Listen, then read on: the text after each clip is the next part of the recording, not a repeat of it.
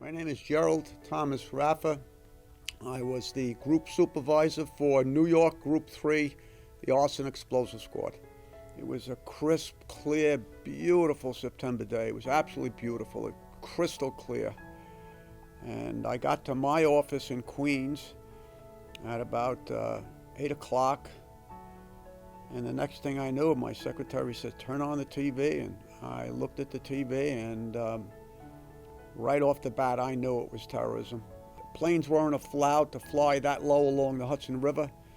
He was at maybe 900, 800 feet when he hit the building. I got a message from the SAC basically saying that they had lost all communications down there, and he wanted me to broadcast out to the whole New York district in New York City or on the island or over in Jersey, that all agents were to head into New York City. I couldn't believe it. It was hard to believe that the building was burning, and then the second building got hit, and it was just overwhelming. When I got there, some of my agents had got there before me, and they had seen people jumping, and they told me they couldn't get that out of their heads. The buildings hadn't collapsed by then, so I started walking around, and I got a whole load of agents together, and we had a runner that came up and said that the SAC was down by the Hudson River, get everyone down there. And we were going to go back into the building, and we were going to try to get people out. And as myself and another agent from my squad were walking down the block, we were with some cops, and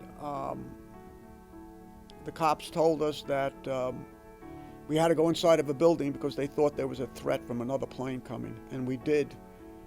And we thought there was a plane coming down, and what we didn't realize was that the South Tower was beginning to collapse. And it was so loud, it sounded like a jet. I thought another jet was coming in right over us. It was going to hit the North Tower, and we were right across the street from the North Tower, and all I could think of was all that gas coming down, and the gas had nowhere to go but across the street. And the rumble was nothing like I had ever seen or heard before. And then suddenly I thought it was a fire coming at me at first, because that's what I thought, that the plane had hit the building. It turned out to be the smoke. So I got down to the west side, going towards the Hudson River, and one of my agents there, he was an ATF medical guy. I forget what they call it. But he saw me, and he said, "Jerry, you're white." I told him I couldn't breathe that well, and there was some ambulances there, and he told me go get oxygen, which I did.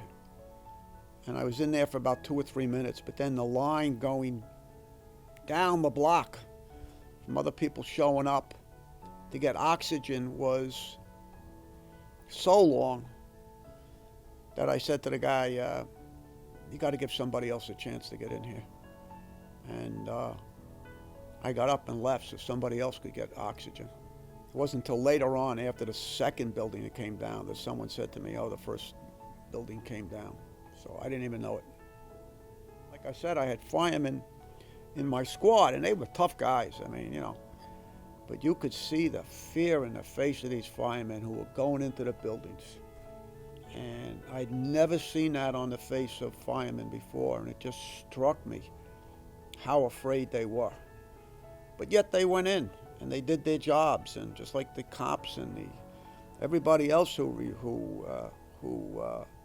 responded. I mean, I'm not going to say people weren't afraid. You were afraid because you didn't know which way to run.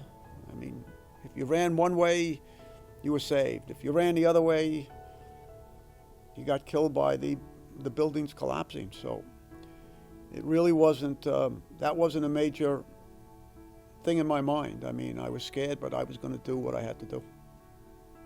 The second building came down. That's where most of the firemen were. That's where most of the firemen got killed. They had set up the headquarters in the bottom of the World Trade Center. I was right across the street from the North Tower. That was the last one to come down.